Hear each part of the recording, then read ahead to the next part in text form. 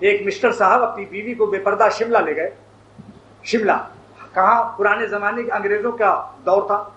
حضرت تھانوی رحمۃ اللہ علیہ فرماتے ہیں آج کل نئے لڑکوں کو شوق ہے کہ اپنی بیوی کو دکھائیں اور اس کے بال وال کٹا کے اس کو پرکٹی بنا کر میم صاحب بنا دیں اور دوسروں کو دکھا کر فخر کریں یہ ماڈرن بیوی لایا ہوں.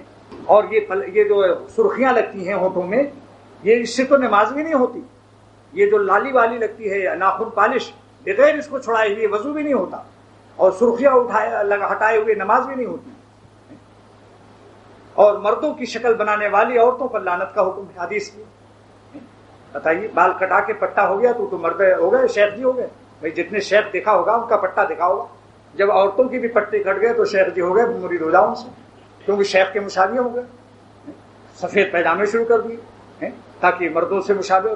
تو حضرت تھانوی رحمۃ اللہ علیہ فرماتے ہیں کہ شملہ جب گئے ہو تو ایک انگریز افسر تھا، اس کے دو انگریز لندن کے چوکیدار تھے جو پہرا دے رہے تھے. بیویاں ان کی لندن میں تھی، بندوق کا پہرا تھا. بہت بڑا انگریز افسر تھا. جب یہ بے پردہ اپنی بیوی کو لے گیا تو دونوں جو انگریز چوکیدار تھے انگریز افسر کے، برطانیہ کے وہ بھی تھے. اب سالوں بیویاں دور ان کی، اور لڑکی کا حسن جمال بے پردہ اپنی بیوی کو اس نے دکھایا، لہذا وہ دیکھ کر پاگل ہوئے. بندوق ان کے ہاتھ میں تھی. ایک بندوق کا کنڈا لگایا اس شوہر صاحب کو، پتلون پھٹ گئی اور ڈھکیل کر کے ان کو دور کر دیا اور اس کی بیوی سے زنا کیا.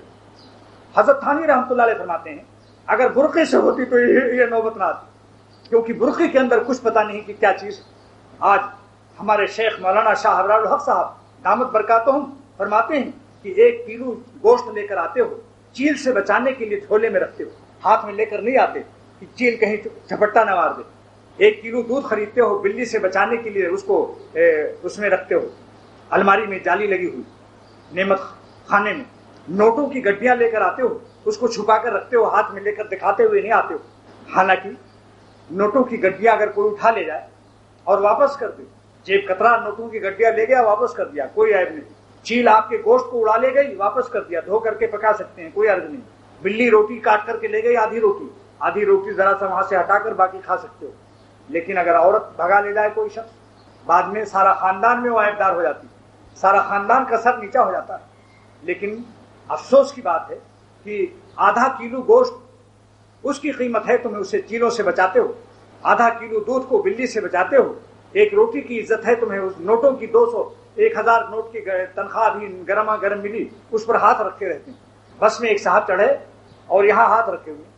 ایک شخص نے پوچھا بھائی ہاتھ کیوں ہے؟ کہا بھائی ابھی بھی تنخواہ ملی ہے اور یہاں جیب کاٹنے والے کراچی کے بڑے ماہر ہیں. اسلام آباد میں میرے عزیز تھے، آپ پارا کی جامع مسجد، اسلام آباد کی آپ پارا کی جامع مسجد، نماز کھڑی ہے، جمعہ کی نماز ہو رہی ہے اور جیب کاٹ رہا ہے ایک شخص. یعنی ہاتھ باندھے ہوئے ہے، وہ ایک ہاتھ سے جیب کاٹ رہا ہے اور ہاتھ باندھے ہوئے اللہ اکبر کہہ کے. اور اس نے جب دیکھا میرے جیب میں کوئی چاقو کچھ لگ رہا، اس نے وہیں پکڑ لیا. یہ میرے عزیز وہاں تھے، وہ اس مسجد میں نماز پڑھ رہے تھے. تو دیکھو دوستو، آج عورت کی یہ بے عزتی. نوٹوں کی عزت ہے، چھپا کے رکھتے ہو. گوشت کی عزت ہے، چھپا کے خریدتے ہو، لے جاتے ہو قصائی کے یہاں سے. اور نوٹوں کی عزت ہے، دودھ کی عزت ہے، بلی سے بچاتے ہو. لیکن آج عورت کو ارزاں کر رکھا ہے، عورت کو سستا کر دیا. پان بیچنے کے لیے عورت چاہیے تاکہ پان زیادہ بکے. جنرل اسٹور پر عورتیں آ رہی ہیں، صرف خریدو اس میں عورت، کیونکہ بغیر عورت کے ہمارا مال ہی نہیں بکے گا. تو انگریزوں کی اس حماقت اور کافروں کی اس پاگل پن کی نقل آج مسلمان کر رہا ہے. وہ بھی اپنی بیویوں کو چاہتا ہے کہ اس کی شکل بھی چائے کی پتے ڈبوں میں آ جائے اور صابنوں کے اس میں لیبل پر آ جائے. کم سے کم اگر اتنا اس کو اختیار نہیں تو کم سے کم اس کا برقع اور پھینک دو اور اسٹیشن پر غیر مردوں کو دکھاؤ. کیا بے غیرتی ہے! واللہ شرم آنی چاہیے. حیا اگر ہوتی، ذرا بھی شرم ہوتی تو خود سوچتا. میں ہندو ایسے لوگوں کو میں نے دیکھا، راجپوت اور ٹھاکر زمیندار ہندوستان کے، میں نے ان کے ہاں جب نبض دیکھنے گیا تو انہوں نے اپنی بیویوں کو کہا پردے میں ہو جاؤ. حکیم صاحب آ رہے ہیں. آج ہندو کافر ہو کر کے وہ اپنی عورتوں کو پانی بھرنے جاتی ہیں تو ایک دم گھونگھٹ کر کے، جو غریب ہیں اور شریف خاندان کے ہیں دنیاوی لحاظ سے، آج ان کو بھی دیکھو تو ان کے دیہاتوں میں جا کر دیکھو ہندوستان میں کیا ہو رہا. لیکن یہاں کراچی کہتے ترقی، وہ تو ترقی یافتہ نہیں ہوں گے. آج اس کا یہ جواب دیا جاتا ہے بے حیائی اور بے غیرتی کا نام یہ کہ صاحب وہ ترقی یافتہ نہیں ہے.